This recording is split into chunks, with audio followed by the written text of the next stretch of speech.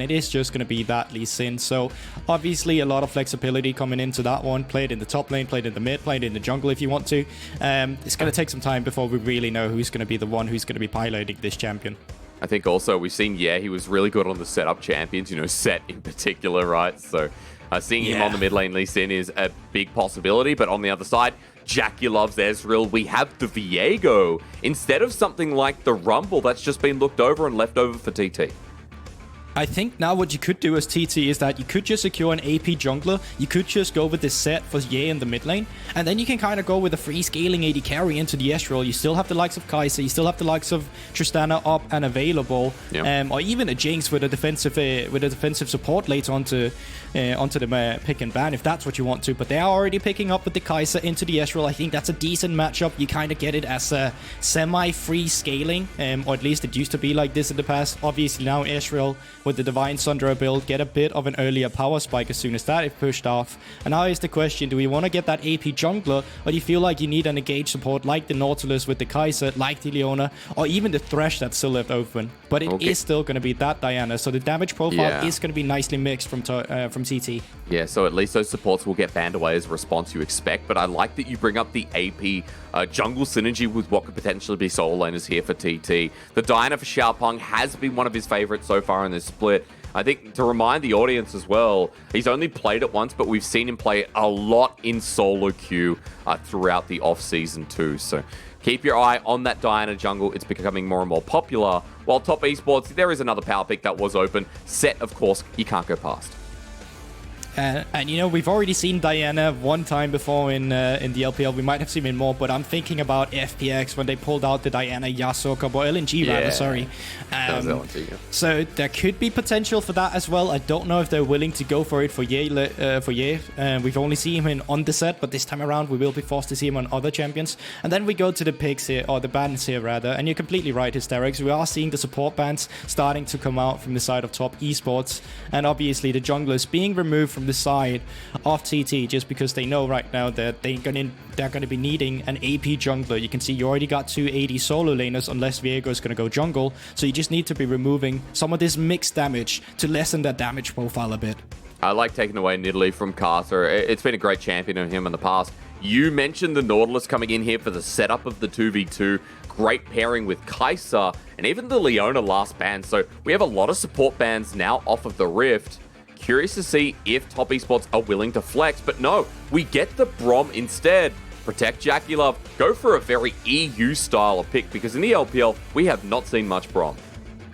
Yeah, and you know what? It's a good read on what TT's composition, what to do so far. You can see a lot of the champions all want to dive in on towards your backline. So the fact you decide, all right, we're going to pick that up with Braum, we're going to create some disengage and still be able to have some sort of engage. Because remember, in lane, the Ezreal Q will proc the Braum passive, so that's going to give you something extra. But no, they're going to keep Ye on something that's a bit facilitating here. They're going to lock in the Galio. Well, I should probably be a bit careful because this could still go support, although it's been a while since we've seen that. And then into the Braum, it's going to be interesting what we are going to see. And it is actually going to be that Galio support. Yeah, so the Galio support and part of the initiation tool, right? We have a lot of dive coming through here from TT, but the Jayce final lock-in here most likely... Well, again, we still don't know, right? The Lee Sin could go top. It could be, on the Jayce mid. We'll find out because Gragas is the last pick. I was just talking about Karsa picks. Man, even when no junglers really looking at the fat man, Gragas always comes out for someone like Karsa. He loves it. Yeah, and it also brings a good disengage and engage tool for you right now. So I think it's a fine pick. Obviously, it's not the fastest clearing jungler you could get in the AP department right now. I think both Udyr and Rumble kind of sets that one quite nicely. But you can already see what both compositions kind of want to do here. From the side of TT, it's all about that engage. And you know what? I think that might benefit them a bit. We talked a bit about it in the pregame that this team, they're really good at playing the lanes. Or at least, they're pretty decent at it. They don't lose out quite often in the laning phase. But their struggle as a team actually arises when you get to that mid game, when you need to play the macro, when you need to play the map, when you need to play the setups for the objectives. So I think they've created something that's very easy for them to pilot. It's very much about just stockpiling onto the side of top esports. Which is going to be good, right? When we talked about top esports going up against JDG, one of the weaknesses was their laning phase wasn't as volatile as we've known them to be in the past. and Top Esports weren't able to move momentum in the game. But I think this time around, what we're seeing as well, when we compared the drafts from Game 1 and Game 2, when we compare them to this is a lot more tempered from Top Esports, right? There's a lot of facilitating tools, but even more importantly, multiple engage tools. We look at Braum being quite defensive, but the Sett, the Gragas coming through, it's going to give great space for people like Knight and JackeyLove to pop off here in this Game 1 as Top Esports look to restore their honor, and as TT keep trying to show us that they're a team worthy of continued talk about. Let's work onto the rift here. Guldbord, it's your first official LPL cast, man. I'm as hype as hopefully the audience is, as you get to start with Top Esports as well. And look, starting with Top Esports, we know they're full of shenanigans at the best of times, whether good or bad. So I hope you enjoy your stay. Yeah, 100%. I would say, while I took a look onto both teams here, TT is one of those teams that is not actually using too much of their vision in the early game around the jungle side. That's why we saw them kind of get a split map situation in the jungle last time they played. They did manage to make it more onto their side, but I think there are points in time where you can actually expose them a bit. And here you can see QingTian. I think he's just going to drop an early ward onto the blue buff, try to see if there's going to be some early vision, but no. Yeah, there it actually goes down. So we'll know when he's up towards that top side. You can see Xiaopeng starting towards the bottom side of the map will naturally be clearing up towards the top side. And Karsa actually doing the same. So depending on priority, we may see an early skirmish around that scuttle crab. Really interested to see what happens up at that scuttle. Even more importantly as well, see what happens with Langx's lane, because we've seen a lot of LPL Lee Sin versus the Sett and the advantages that this Lee Sin can accrue. So we'll see if Langx's able to hold out here against the new top laner of Top Esports. But remember, folks, we talked a lot about drafts here. We see, once again, Top Esports going for something a little bit different. And JackeyLove and Zhuo already getting pushed into the bottom lane. It's going to be a CS advantage for Sam D, of course, here with the Halo Blades. That means level 2 first. That means Sam D and Patch, if they can get onto someone like JackeyLove, where Zhuo is out of position, might be able to find an advantage. But it'll just be the push-in for now. It will, and it's going to be crucial to see if they're going to push in the second wave. They're actually just going to go ham in the beginning. They have. I mean, my screen's frozen, but Zhuo is just at the top. So is mine. I'm not sure what happened there, but yeah, ladies and gentlemen, bit of technical difficulties. Gotta love it. It was an Ignite from Patch. It was 3 summoners out of JackeyLove and Zhuo. Nice engage. Yeah, that is super crucial, and specifically due to the nature of the mid lane matchup as well. Jayce is going to have a very easy time getting priority due to the Jayce range matchup into Viego. So when we get to that 5-minute mark, you're going to start to see him pushing in the mid lane. I would expect Xiaopeng to always put his resources towards the bottom lane as well. And you got a very vulnerable bot lane dive down towards Top Esports. And once again, Hysterics, it's JackeyLove and Zhuo having some issues. Even on an Ezreal Braum lane. I don't know how it's possible, but they didn't respect the level 2. And walking too far forward, already a great part on the map. You did talk on the other side, though, about this scuttle contest. And Karsa now with the barrel roll, looking for Xiaopeng. There's the Lunar Rush jumping on in, the Pale Cascade. Good shielding here, but QingTian versus Langx is going to be outweighed in a second. Karsa gets the smite down, though. Hits level 4, and it's first blood over to Top Esports. Now 3 versus 2 as Xiaopeng forced to flash, and the Scuttle Crab way in favor of TES.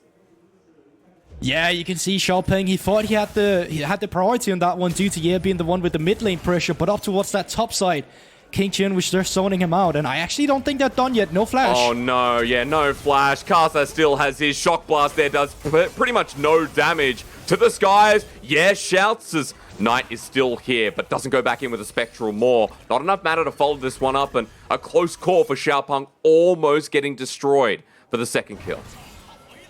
Yeah, but that's still a huge lead for the solo laners off towards Top Esports. They get to force them out of the jungle. They get to force the laners away and force their TPC in the early game. Yeah, need to be a bit careful, but no, they're not going to go on towards him. But Knight can just push this lane out, can TP back towards the lane himself now, if he would want to, or he could get a shot up with shove out with Karsa. But you can also see towards that top side of the map, QingTian is just walking. He's going to be saving his TP, which is going to be crucial now, because remember, bot lane of Top Esport, no summoner spells. Now you can have a TP to save you, and here we kind of see the replay again.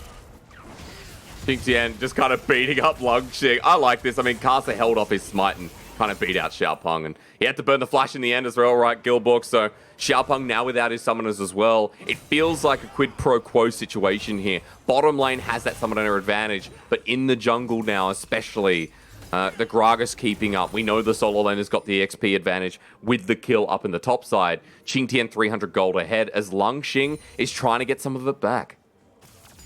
Yeah, I like it. You get priorities towards the top side. You see if you can make any moves. Now, you don't get anything out of the situation, but Langx, he doesn't lose anything either.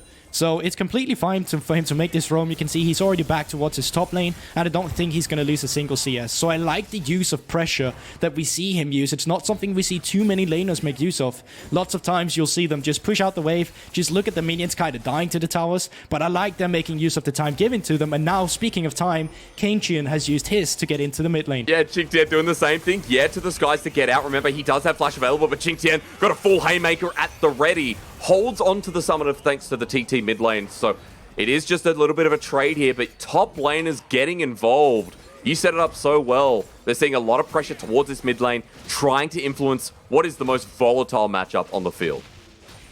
Yeah, and now remember, didn't have any flash or any TP whatsoever, so it's going to be really easy for Knight to just shove up this mid lane, recall himself, kind of a bit of a cheater recall, invest in whatever he can afford, and then still have a TP advantage. So top esports, they keep making the most out of their solo laners, they keep making the most out of the pressure.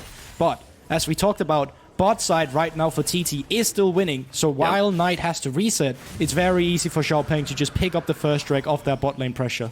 And you get a lot of nice stats out of this as well, right? Especially for someone like Langx, the base stats of Mountain Dragon for a Bruise is always going to be quite favorable. So starting off the game with a Mountain Dragon, and it's in perfect timing so that they're not losing anything in the top side. They're not losing the Herald play, because Guldbord, I wanted to ask you more about what happens towards this Rift Herald play. In the LPL, we see a lot of supports, a lot of bottom lanes roam up, and with the pressure that you have from Sam-D and Patch, with the Galio's Heroes entrance almost available, there's a lot of dive-in potential, what did you call it, slog-on or jump-on potential that TT have that they can utilize around this next buff. Oh, need to be a bit careful around in the mid lane. Flash gone, just over the wall and away it goes, and now maybe it doesn't matter if there is that dive-in potential. Burning the summoner there adds a bit of pressure to TT. Yeah, I'm very much of a fan of just sending 4 members up to the side of Heralds, and you just let your AD carry get solo experience down towards the bottom. Because then even if your opponent send up 5 members, even if they get the Rift Herald, most of the time, that AD carry who just gets to farm the solo experience, who gets the solo plating, usually gets a better trade-off in that situation. Herald obviously still 1 minute or just 10 seconds up until that spawns, and with the pressure that top esports have gamed themselves in this bot lane, it wouldn't surprise me to either just see them keep this pressure up, move Zhuo up towards that Rift Herald, or just end up crashing the wave at some point in time when they feel comfortable, and then going for the reset towards the top lane themselves. But I mean, all 3 lanes still waiting around, and you can see mid lane here. Okay, Karsa behind enemy lines, has the flash, the explosive cask at the ready. Does he need it? Well, Xiaopeng, no moonfall for you. Karsa tanks up, and top esports with another one. Yeah, Xiaopeng, nothing he can do there. I mean, he didn't get to play the game. He was just CC'd up completely. Nope. And once again, we look at QingTian, and he's just moving down once he has pressure. Yes, he's losing some plating, but he's gaining his team so much up toward, or down towards that mid lane here. And we talked a bit about it in the pregame. This guy, put him on a weak side, put him on something where he can just kind of get the flow of the game. And this time around, where he's playing a facilitating role without going for too many solo plays, it's really working out nicely for top esports. 2 first kills here. He's already got himself the Iron Spike whip, and there's a lot of wave clear up in this top side. The Herald still there, still spawned, but there is good vision control from top esports. And we've already talked about the pressure of the top side. It does, since it has the gold advantage. I'm curious though, Predators back up the Karsa. Xiaopeng is spotted up towards the top side. And it's still about this mid lane, what you can triumphantly get, while Xiaopeng might be predisposed. Yeah, here we kind of see the move of supports here. They need to watch out though. Oh, the explosive cast though flashed away from by Patch, so he'll get out of there. And maybe that shifts gear, but Xiaopeng so close to taking this one down. Langx as well was able to reset the wave, so Herald will still go down, but you've taken a good summoner trade off of 2 of the bottom laners.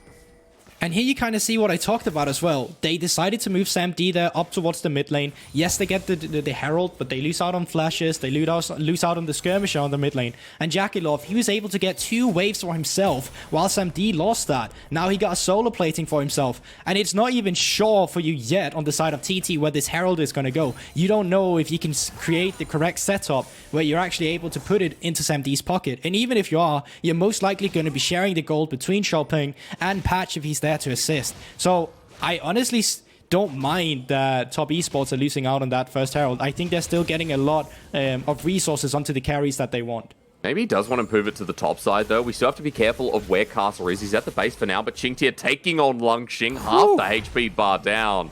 Yeah, this set in very good standings, and Xiaopeng knows that they need to catch QingTian out to find the play. You can kind of see his senses. They are tickling. He knows he does not need to go forward here. He can just wait for Langx to push in this wave.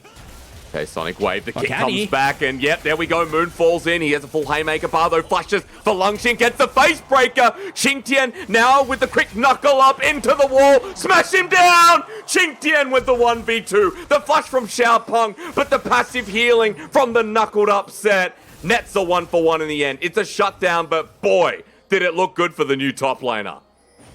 Yeah, it looked great. 1v2 situation. Now, I don't think he had to go for the play, but he felt very empowered in that lane. So he just decided, you know what? Let's just call that bluff here. Jungler turned out to be there. He makes it a 1-for-1 situation, and they're not able to deploy the Herald up towards the top side. They could be TPing with Langx up towards top, and then just go for a TP immediately, because QingTian, no TP right now. So first turret should actually be going over to TT. I like the adaptation for them after that play. I like that they try and bring the tempo back in. That play was made so decisively, so quickly. What we talked about TT Guldbord was how their early game is the strongest part here, and they're keeping up with top esports. The first turret blood nets them equal gold with TES. And so Karsa and Zhuo are trying to make a play into, the Predator's there against the wall, body bopped, once again doesn't get to play. Knight gets a reset, takes the turret shot, flashes over the wall. Heartbreaker still available, but it's still a kill. It's still a dive. And for top esports, trying to mitigate TT's play on the top side. Yeah, and it's so tough for TT as well. You take a look onto the vision on the minimap right now. See how many pink wards that are around that mid lane turret. There's one on the left side and there's one on the right side. There's no way for Ye to actually know if anyone is going to be there. He has to guess every time. So either you're put in a situation where you just forfeit every wave, or you just kind of have to die, as we just saw that. We get to see the replay again up towards that top side of the map. Flash misses out a bit on the true damage, but with the ultimate afterwards and the movement speed he gets from the Q, he's able to pick it up. And then you can see the minimap. You can see both Jayce moving up, and he knows, all right, I can't create this 2v2 situation. We're just going to be losing. So decide he just needs to fall to Xiaopeng instead. And Xiaopeng did get the shutdown. We also have to remember that Xiaopeng got the first turret gold. He was there for the localized gold. So this Diana are actually in a really good position. 500 gold up on Karsa when Karsa's been involved in the majority of plays, if not all. 0-0-3, so 3 out of 4 kill participation. But that's a Hextech Pro, that's a rocket belt, on Diana. So Xiaopeng is the person we're looking forward to carrying this game for TT to try and bring us into this mid-game strong.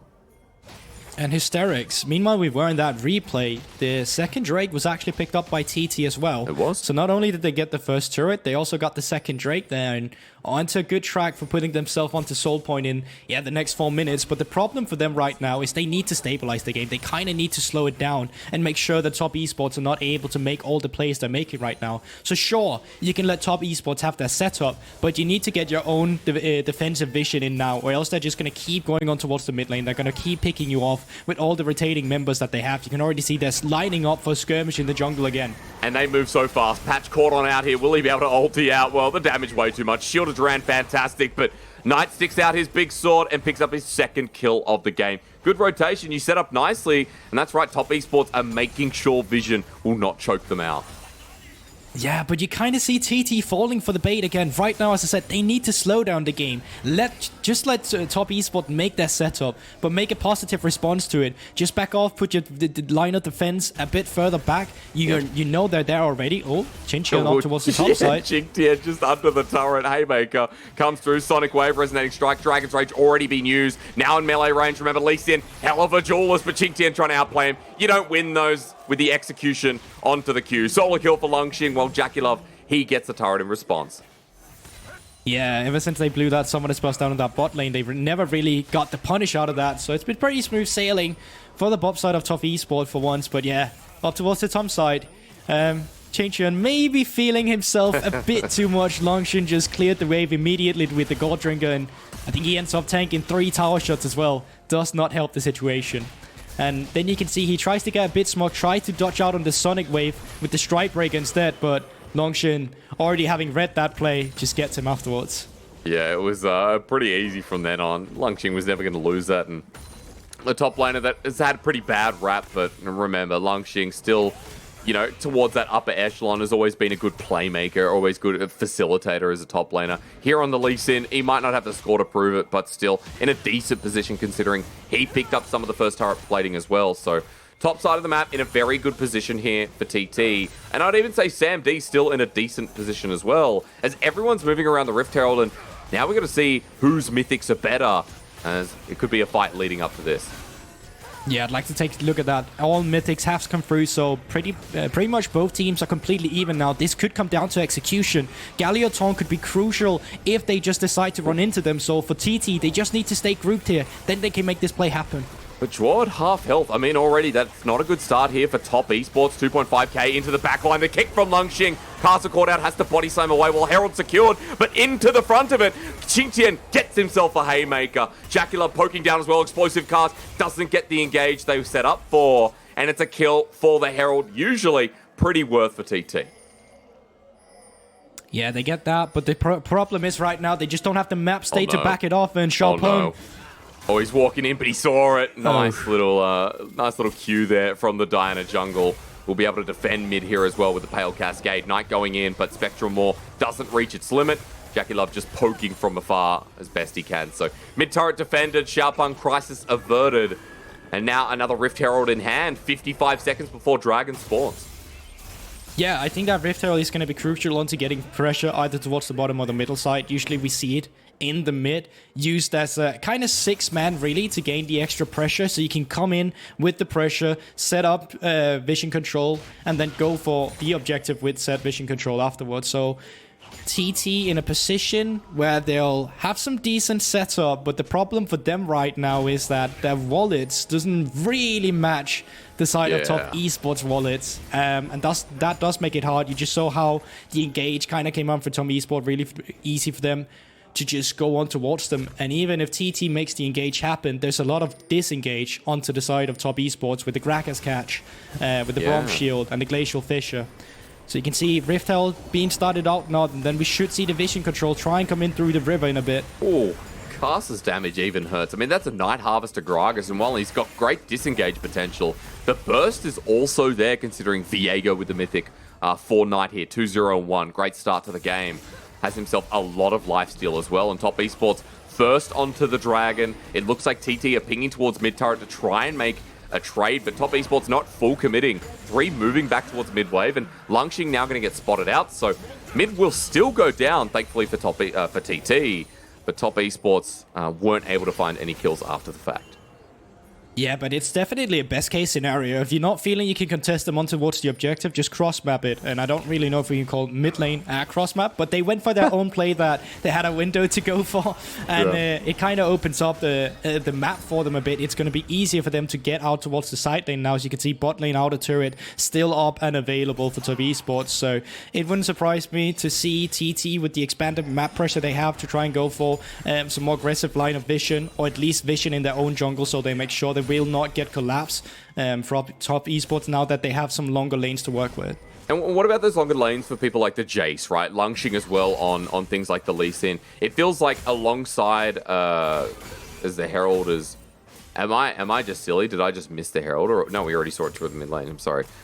Bit of a yikes moment. I was going to ask you more about the side lanes here and how we see this dogpiling team composition you talked about play out with the Jayce, with the Lee Sin, how they can match top esports until we get towards the next objective, which is most likely the Dragon. Yeah, so in a vacuum, I think a lot of people, when they expect dogpile compositions as the side of TT have, they very much expect it to just come from one front and just go into you immediately. You can't really do that against top esports composition, though, just because they have to disengage, they have in the Braum, they have the Gragas with the cask. So you need to create some lines of vision pockets where you can create some flank situations, either for Diana to come in from behind or the Lee Sin with a perfect kick to kind of set up and execute on a key member, either Knight or JackeyLove, for example. So right now for TT, the most important part for them is to establish some pockets of vision where they can kind of make their composition work from multiple flanks instead of just one. Because if you just attack them from one flank, it's going to be very easy for top esports to play that fight out with that composition. And I like that they're setting up the defensive vision to make sure they got full tracking of TT, right? You had that defensive scrimmage up towards the Baron area, a couple of control wards. TT are taking over, and it was some of the priority and control wards we saw in their inventory moments before, but you can see top esports the exact same, right? Everyone with that red ward in their pocket. Xiaopeng still trying to go deep here, trying to clean out some of it. Just notice QingTian almost with his TP up in the side lane. Knight's there as well, so they're both playing sides at the moment, both just absorbing resources, while JackeyLove sits in the mid lane. A very tempered game that top esports are happy to let their carries get 2-3 items and then move towards the dragon as it comes up. So I like that you mentioned vision here. I am more curious as to, you know, if TT are able to force anything, find some of those pockets coming through that was talked about as they start controlling the river up towards the purple worm. Yeah, I think your biggest problem right now is that you're also behind in the items department, but also in the moral mana department when you look at right now. Jayce is such a strong pick in this meta, especially when he gets to 3 item with that Surreal Discrutch as well. But it's about getting there. So from the side of TT, you don't mind slowing the game state down a bit. You have the 2 first Drakes. You don't really have to worry about the Soul. You also have a Kaisa with 2 items now. 3 items would be an amazing setup for her as well that you can kind of put yourself towards. Problem is right now that top esports doesn't really mind that either, and they're going to be looking for an engage here just to cut it off. Hey, you said slowing the game down. Look at top esports. Karsa doesn't get the body slam, but really wants an explosive cast. Mid turret goes down onto the inner, but top esports aren't going to over push their might. And while TT might be happy slowing things down, top esports still trying to elevate this game to its potential. 21 minutes in, they're going to have a 2k gold lead after Langx pushes down this turret. And now all outers down across the map. So map becomes a lot larger, a lot more pockets of vision that were mentioned to see how TT can play through those angles. Patchin, trying to jump onto someone like Knight here, but I'm not too sure if Patch is going to find anything. Knight's just going to back in the brush. Yeah, I'm not even sure if they're going to be winning that level, that 2v1 as well, because Blade of the Rune King now also picked up from the side of Knight. He's very scary onto Viego. We see a lot of different builds onto this champion. In EU, we'd even see tank Viego come through, where you just get the shield bow, you get Thorn Mail, you get... Yeah, you get Spirit Visage as well, but this time around, way more aggressive. Oh, but down will Xiaopeng go. I mean, top esports only just started the fight. Zhuo jumping back in, stand behind me, exhausted onto Sam D. They're still following this up. Watch for concussive blows as a kick from Langx. Absolutely beautiful. Will he go back in on the Sonic Wave? No Lee Syndrome today. Patch as well. Shield of Duran hits Knight as he gets out of the Heartbreaker. JackeyLove as well, poking out his positioning. Very dangerous as the Sonic Wave does connect. W as well. Sam D has no killer instinct. And top esports with that pick will net themselves another dragon. Yeah, it's not going to be any issues for them. You can see TT, all they're going to be doing just pushing out mid lane. They're going to be moving up towards the top side. See if they can clear as much vision as away. And there's actually a few pings coming on towards this Baron. I'm not sure if they're actually going to be starting it. No, they're just going to be clearing out the vision. And they're going to be going for the reset. Cheekier picks in the LPL. Seen cheekier plays in the LPL. TT still behind now. 3,000 gold again. You know, with teams like Top Esports, Guldbord, over the years, like, they have been a team that would start Baron at 20 minutes, and it's just ironic that TT going into them would potentially look at the same. But you're right, they're not going to overplay their hand. At this point, they just clear out vision and back away. Good time to reset as well, considering we are getting those second items across the board for TT. The Steraks gauge, a lot more sustain here for Langx in those side waves and even in the fights. But I like the second item here from Xiaopeng. The Zhonya's Hourglass against a team where he wants to be setting up for the Moonfall and buying his team time. So we'll look at the replay again because he didn't have the Zhonya's when he was going for this play. Yeah, and I feel like the only reason you ever face check that is if you feel confident enough to actually contest the Drake, but I don't think TT should feel confident enough. You didn't have the Mirror Mana, you don't really have the items, all the carries you need to contest, and yeah, just Xiaopeng.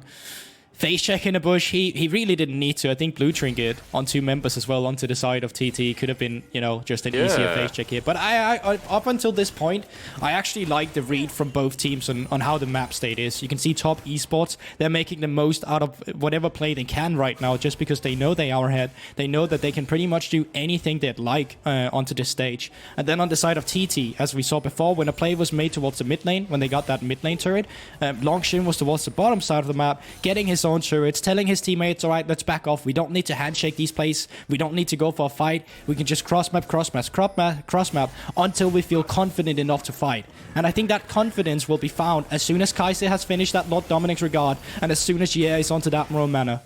His QingTian is going to be really hard to work through until that point as well. Top Esports grouping up once again. Explosive Cask is off a cooldown, and as soon as it is, Karsa just leads the charge and starts looking for some of these picks. Considering we have the 3-item Ezreal, 2-item Viego, 2-item now on Karsa as well with the Zhonya's Hourglass. He's been involved in 6 out of the 7 kills, so if there's a play, expect Karsa to be the one initiating it here, as Top Esports have vision control, bar one ward that you can see in the edge of your screen around Baron. So TT just hovering around mid, just in case they try and poke this one down. And for now, they've cleared that final ward. Top Esports want to lure them in. Yeah, you can see from the posture, and they're definitely looking for it. Predator has been procced as well. Okay, back in line. There's Moonfall. On top as well, the dog pile begins from Patch. This is what you wanted to see, Guildbord. Sam D free hitting as well. Xiaopeng got out of there, but QingTian's ult may have changed the landscape. Karsa goes in, bursts them down, and Knight cleans up on the back line. Not enough damage, it seems, as Langx runs away onto the Baron, but that purple worm is not his friend. He's going to get food poisoning from that nice piece of candy, and Top Esports wipe him clean. Yeah, you can clearly see what TT Compositions wants to do, and had this been in a situation where they would actually be ahead, it would have looked completely different. But you also see what Top Esports Composition does here. They disengage after the play has initially come through. The Braum passive was crucial in taking down some D. Yes, the Braum didn't go. Yes, the Braum fell, but all he needed to do was just proc that passive on towards the members. As soon as they've jumped in, it's really hard for them to deal with it. And you know, I like the proactivity from Xiaopeng. I like the fact that he sees the Braum, gets a nice dash, tries to get it with the Galio ultimate, and it's actually paired up nicely. But there you see Braum, just before he goes down, gets the Qs on towards the members here, and it's really easy for them to pick up Sandy afterwards. Knight, after having picked up the Jayce, does a lot of damage with the poke as well, and it is just Viego. You know, one reset is really all you need to take over a fight. In the backline, Knight was just exceptional. I mean, Cars with the double belly bop too. A lot of elements of that play that look great for Top Esports. And TT, while that looked even better, now in a bit of trouble as the TP right on top of Xiaopeng. He's pulled back in. He's solo killed in the middle of his own team. Dunked down and made a statement as Karsa is on the chase and TT have to run because Top Esports' ego is too big.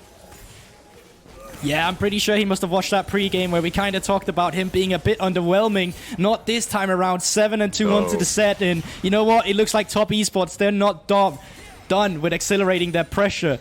Drake will be spawning in 20 seconds, but I don't think they need it. They're just keeping this 1-3-1 up and running. Well, Knight actually going to be crest up and run. Wow. Okay, now it's Kaisa time. Knight has evolved again. Heartbreaker down. Yeah, caught out. Everyone's coming in, but Knight looking for his reset. Flashes away. Goes invulnerable for a moment. At least camouflage down. Knight literally just destroyed 3 people and at least got close to killing the other 2. Down, JackeyLove will take patch and yeah, Viego feels balanced. Guldbord and Top Esports don't look balanced at all this game. Yeah, Knight even misplayed that so heavily. You could look on towards the player cams. He was just straight up laughing. Again. Oh no, Moonfall. Golden good timing here. QingTian takes 2 turret shots too many as Zhuo jumps in as well. Last defense here, it feels like, but with so many low health bars, Knight not being here, Baron minions kind of doing most of the work. JackeyLove sticking around. 1 Nexus turret drops down, but yeah, Top Esports will have to back away from this, but that is a huge Baron power play. JackeyLove caught out. Killer Instinct not available though, so not going to be able to follow that one up. A 4.5k gold Baron power play, Guildbord. That's all you could ask for. Yeah, and we talked about top esports. When they have a lead, they try to accelerate this lead to the utmost they possibly can. And now with the Baron buff, now with only one lane up right now for TT, it's definitely starting to look like the final nail in the coffin. Yeah, they can get the third soul point, but you know what? I don't even think soul is going to be relevant. I think with this Baron buff, top esports is going to be looking to try and finish out the first game. But TT, they're still trying to get some pressure. They're still trying to get some resources they can in the jungle. Oh no, but Patch, yeah, needs to get the hell out of there. I mean, walking so deep when JackeyLove is that 4-item Ezreal is no-go. Top esports, Baron's not going to be up for 3 minutes if they want to try and use that to finish the game, but Super's channeling down top, Super's channeling down mid as well. Bottom only has a weak inner left remaining, and Knight wants to solo kill again. Two-level advantage. He's backing in, Guildbord, but I don't think it's getting out of this one. Knight took no damage from an Eclipse Jayce because you have yourself a nice death stance. That was so easy and the most underwhelming solo kill. In the bottom lane, we're trying to finish this one up if we're TT, but QingTian annihilates Sam D. He's running under turret. The shield from the Hysterics gauge means that QingTian survives. Top esports 4 down here. Now they'll try and end. They're just mopping them up at this point. It's just clear disrespect. You can look onto the player cams. They're all just smiling. They know they have this game right now. They're just waiting for the minion waves, and this should be it. It was a competitive early game from the side of TT, but as soon as top esports got a small lead from their solo laners, they just kept that acceleration going. Didn't slow down, did it? Karsa on the Gragas. Absolute beautiful game here to open up the series against TT. Top esports smack them down 19-5 in 33 minutes. Yeah, it was, as I said, quite a mopping here in the late game. It just felt like a highlight reel for Knight onto the Viego as well. Dealt so much damage. And, you know, if we kind of take stock at how the game went in the early game, it felt decent enough for TT. They got some good cross map. They even had a good level 2 down towards that bottom side of the map.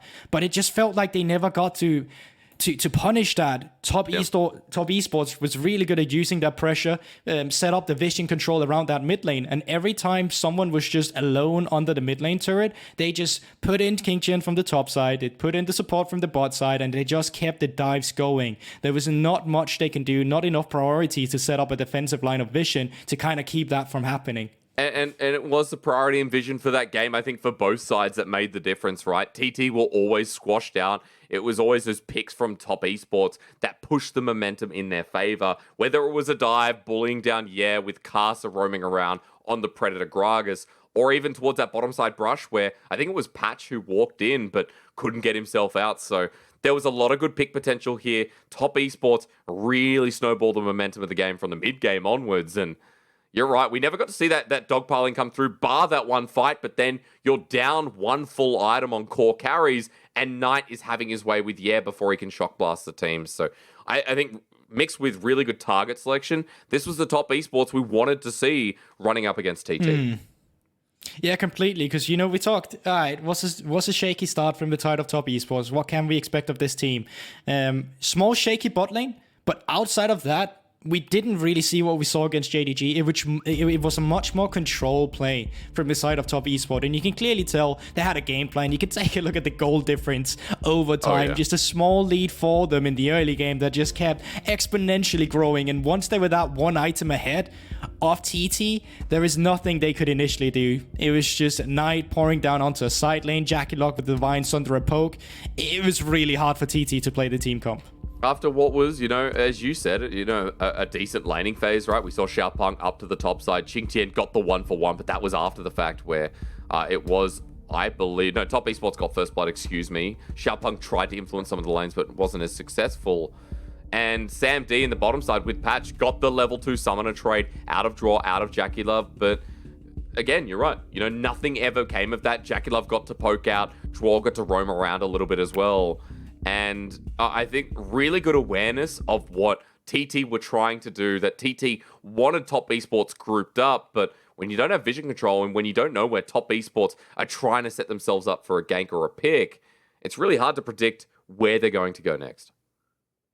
Yeah, 100%. And it was a lot about the small early skirmish. We talked about the jungle pathing as well, Hysterics. That top side skirmish became crucial for top esports in just getting that first lead. Because initially, you get the summoners down towards the bot lane, then you can just, kind of forfeit the top side of the map because now your strong side turns into the bottom side. And with that, we would have kind of liked to see Xiaopeng just get the mid lane priority with the Jayce in the early game, which we know he can get. But problem was, he just fell so behind. No flash for him after that skirmish. Really easy for top esports to expose. So as a team, as TT, it was hard to translate their small leads into anything due to the rest of the map just kind of falling apart. That's why it's always so much fun to watch TT. They're a team that look good early and you think, well, maybe they can push this further, but it was a hard game one after we got towards that mid game. Ladies and gentlemen, top esports, a 1-0 start to the series. Guldbord and I will be back right after this break to see if TT